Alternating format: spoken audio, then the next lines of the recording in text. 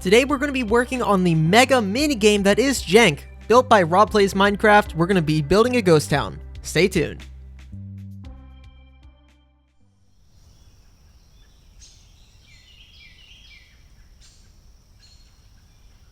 Hello everyone, and welcome back to an episode on the OlympusCraft SMP, the modded SMP. And I've been playing so much Cobblemon over the last few days that it feels weird to not see Pokemon hanging around my world, just these weird looking sheep things.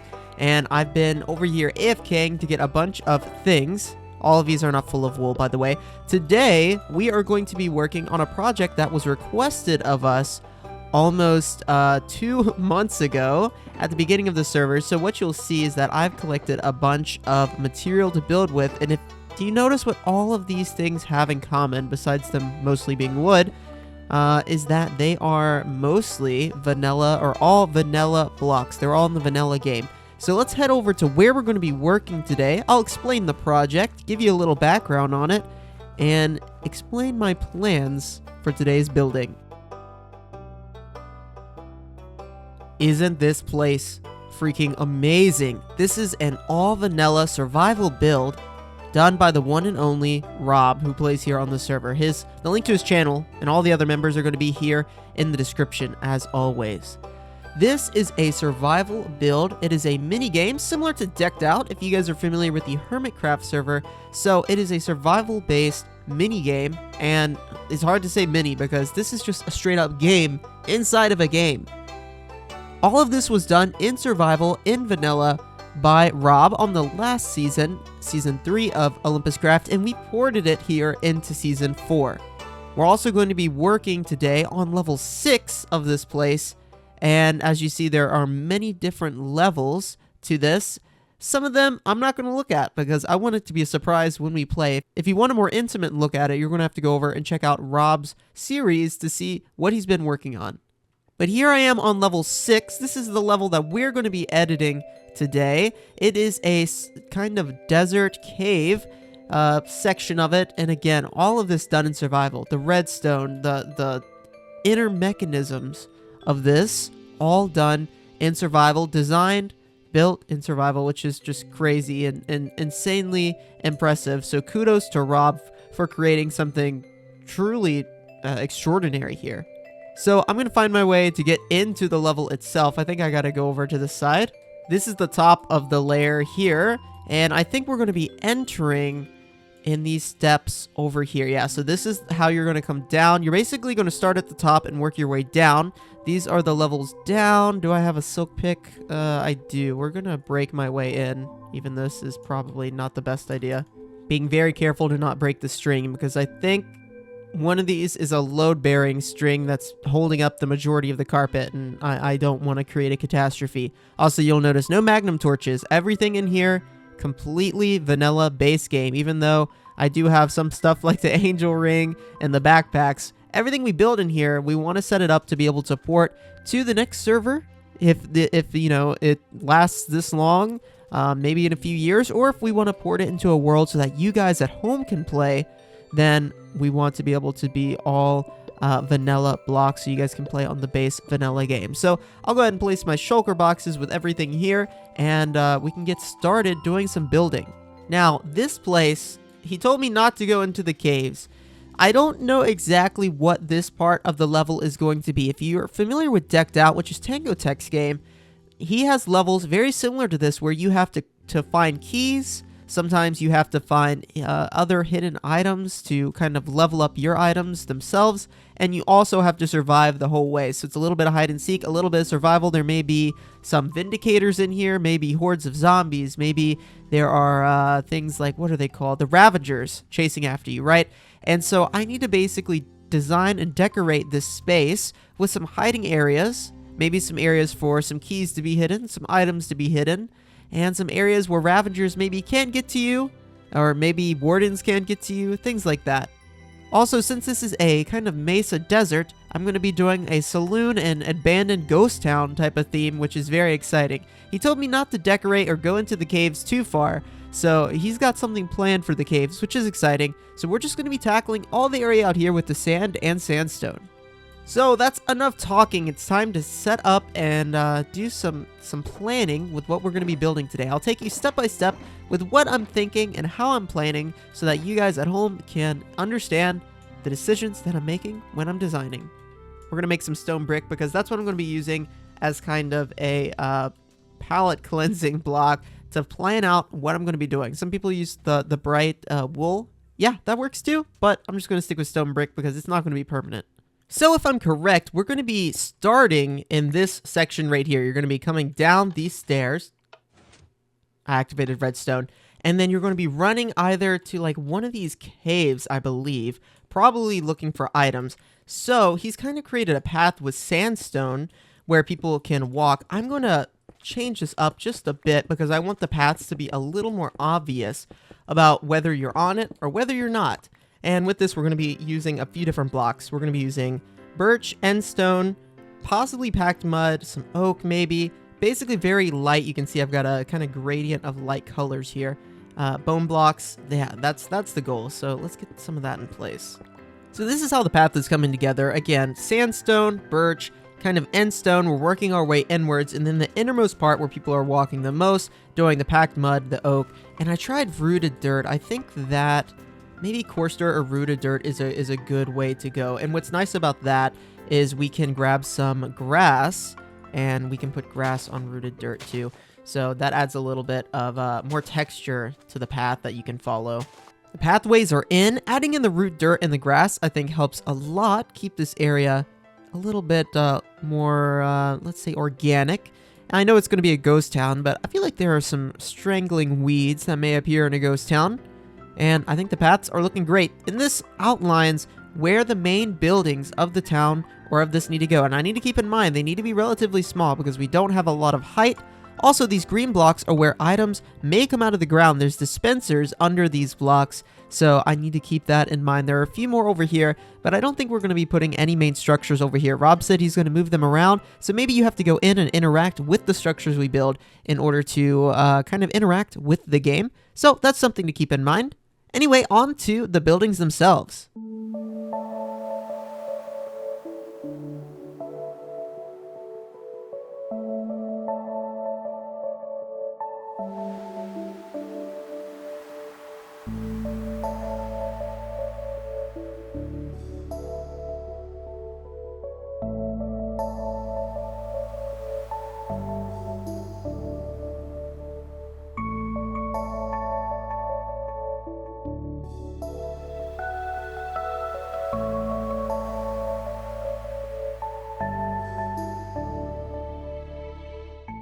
I hope you enjoyed the time lapse. Let's talk a little bit about the facades that I've created. I've been using mostly wood, although this one over here is brick, and we're creating little buildings. They can't be too large, so the scale of them has to be small because of the ceiling, but they are simply facades. Out front, we got the mangrove roots and some oak leaves.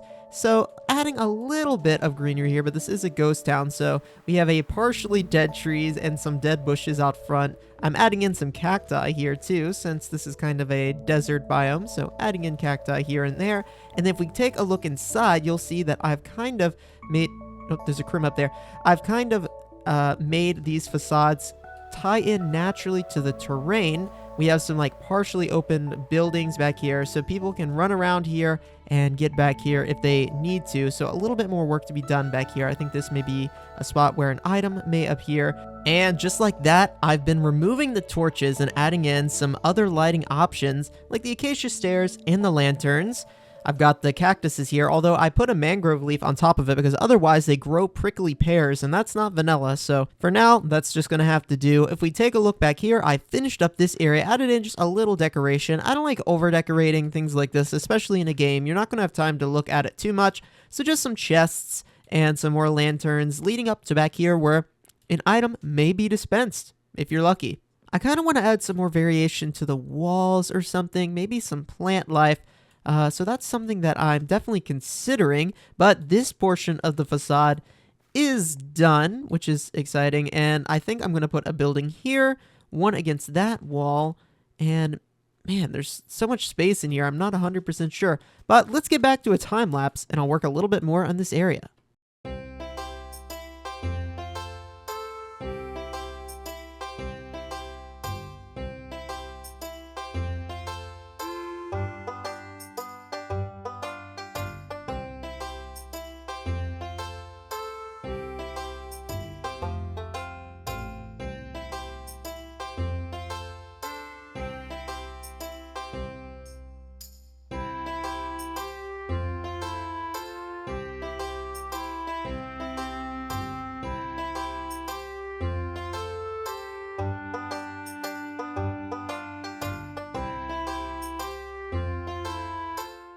I've taken off the night vision ring so that we can see this place in all of its glory.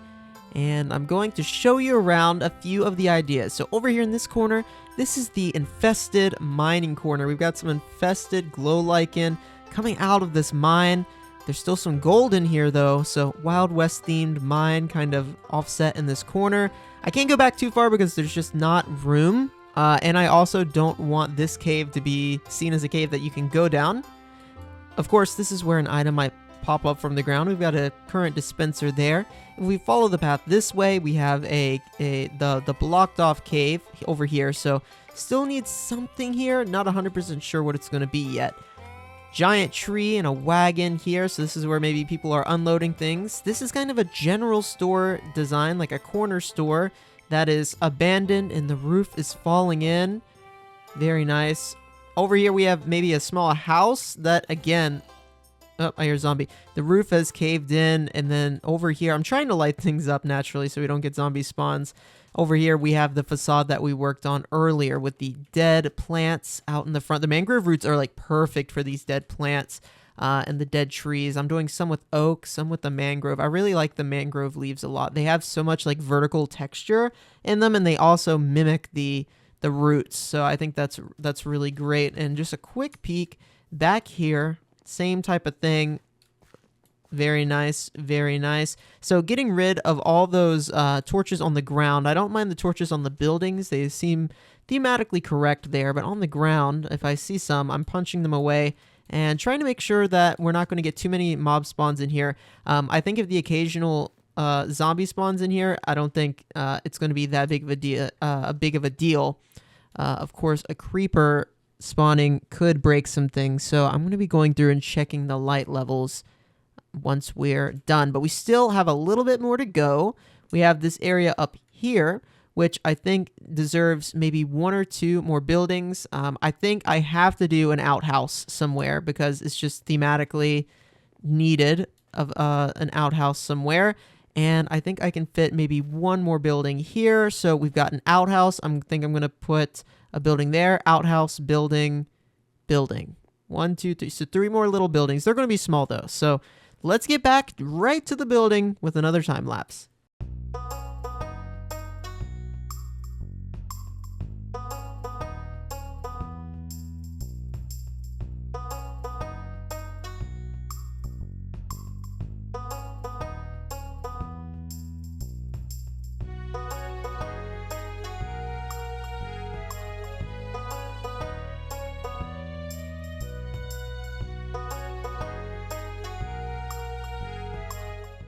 Here it is, the final reveal. So nice. So we're at the opposite end where you're going to most likely leave the level. Here on the left, we have a building that has burned down. You can see in here all of the wildlife that has taken over the grasses and the leaves, and a pillar leaning against the wall behind it. So yeah, this building, really, really cool, or what's left of it, I suppose. We have a well. Very simple well, a few trees, another kind of abandoned, burned building here with the roof that has caved in on this side. Then, of course, the outhouse. And here we've got some podzol. And here we've got podzol down here where some people have, done their business. Yeah, kind of a large outhouse, but I think it's a cool addition to this area. Of course, I showed you that area last time, and then over here next to this mine, I figured it would be appropriate to have some mining fixtures, and that has taken place in the form of a crane lifting up some material. Yeah, kind of interesting. And again, all throughout, hidden lighting with these posts, the glow lichen corner over here, hiding lighting under the moss carpet, hiding lighting under the mangrove leaves, all vanilla blocks. But I think that this place is looking so great now. I'd love to know what you guys think. Did I miss something? Is there something I could add in here? I added one wagon. Is there another wagon to add? Is there something else abandoned that would work well in a ghost town that I'm forgetting? I think the well and the crane and the gold mine is a great addition. The abandoned general store, the facade of buildings like the saloon, the abandoned house. To me, I've covered most of the major Wild West food groups here, but if I've missed something, please let me know. I would love to know what you guys think. Anyhow, guys, that's going to do it for this episode. I'm going to speak with Rob and make sure this is good with him, but he came over here earlier when I was just starting and he loved it. And I'm so excited to be a part of his project of JANK, the minigame. I'm going to clean up my mess over here of shulker boxes and head back to the base and get ready for the next one. If you haven't already hit subscribe, make sure you do, and I'll catch you guys in the next video.